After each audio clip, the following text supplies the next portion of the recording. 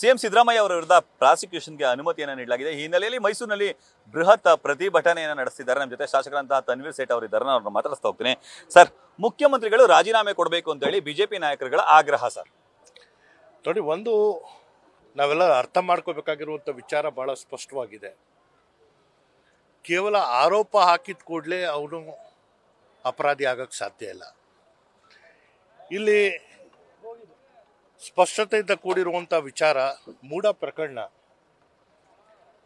ಇದರಲ್ಲಿ ಯಾರು ಭಾಗಿಯಾಗಿದ್ದಾರೆ, ಯಾವ ಲೋಪಗಳಾಗಿದೆ ಅಥವಾ ಯಾವ ಪ್ರಮಾಣದಲ್ಲಿ ಕಾನೂನು ವಿರುದ್ಧವಾಗಿ ಏನೆಲ್ಲ ಆಗಿದೆ ಅನ್ನೋದನ್ನು ಗೊತ್ತಾಗಬೇಕಾದ್ರೆ ತನಿಖಾಧಿಕಾರಿಗಳ ವರದಿ ಬರಬೇಕು. ಹಾಗಂತ ಹೇಳಿ ಏನೋ ಒಂದು ರಾಜಕೀಯ ದ್ವೇಷವನ್ನು ಇಟ್ಕೊಂಡು ಮುಖ್ಯಮಂತ್ರಿಗಳನ್ನ ಅವರ ಪದದಿಂದ ಇಳಿಸ್ಬೇಕು, ಅವರ ಮುಖಕ್ಕೆ ಮಸಿ ಬಳಸಬೇಕು ಅಂತ ಹೇಳಿ ಏನು JDS ಮತ್ತು BJP ಅವರ ಹುನ್ನಾರ ಇದೆ, ಅದನ್ನು ರಾಜ್ಯಪಾಲರ ಮೂಲಕ ಏನೋ ಒಂದು ಸಂವಿಧಾನವಾದಂತಹ ಹುದ್ದೆಯನ್ನು ದುರುಪಯೋಗ ಮಾಡಿಕೊಳ್ಳುವಂಥ ಕೆಲಸ ಇವತ್ತು ಆಗಿದೆ. ಇದು ಕಾನೂನು ಸಮರ ಈಗ ಪ್ರಾರಂಭ ಆಗಿರುವಂಥದ್ದು. ಸತ್ಯತೆಗಳು ಮತ್ತು ಯಾರು ಆರೋಪ ಹಾಕಿದ್ದಾರೆ ಅಥವಾ ಯಾರು ಆರೋಪಿ ಅಂತ ಹೇಳ್ತಾ ಇದ್ದಾರೆ, ಈ ಎಲ್ಲವೂ ಸರಿಯಾಗೋವರೆಗೂ ಜನರ ಮನಸ್ಸಲ್ಲಿ ಗೊಂದಲ ಇರುತ್ತೆ. ಸರ್, ಸುಖ ಸುಮ್ಮನೆ ರಾಜ್ಯಪಾಲರು ಆದೇಶ ಮಾಡಲ್ಲ, ತಪ್ಪೆಸಗಿರೋದಕ್ಕೆ ಅವರು ಆದೇಶವನ್ನ ಮಾಡಿದ್ದಾರೆ, ಹಾಗಾಗಿ ರಾಜೀನಾಮೆ ಕೊಡಬೇಕು ಅನ್ನೋದು ಆಗ್ರಹ. ನೋಡಿ, ಒಂದು ರಾಜ್ಯಪಾಲರು ಅವರ ಕೊಟ್ಟಿರುವಂಥ ಆದೇಶದಲ್ಲಿ ಭಾಳ ಸ್ಪಷ್ಟವಾಗಿರುವಂಥದ್ದು ನಿಯಮ 17A. ನಿಯಮ 17A ಏನು? ತನಿಖೆ ನಡೆಸುವಂಥದಕ್ಕೆ ಅನುಮತಿ, ಪ್ರಾಸಿಕ್ಯೂಷನ್ಗೆ ಅಲ್ಲ. ಪ್ರಾಸಿಕ್ಯೂಷನ್ ಅಂತ ಹೇಳಿದ್ರೆ ಏನು? ಅವ್ರನ್ನ ದಸ್ತಗಿರಿ ಮಾಡಿ ಬಂಧಿಸಬೇಕಾಗಿರುವಂಥದ್ದು. ಇದನ್ನು ಅರ್ಥ ಮಾಡ್ಕೋಬೇಕು.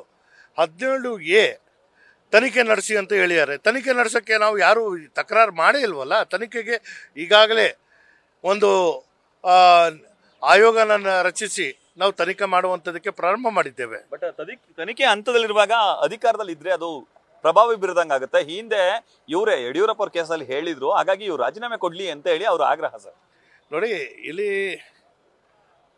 ಹಿಂದೆ ನಡೆದಂಥ ಪ್ರಕರಣಗಳು ಮತ್ತು ಈ ಪ್ರಕರಣವನ್ನು ಹೋಲಿಕೆ ಮಾಡ್ಕೊಳ್ಳುವಂಥದ್ದಲ್ಲ.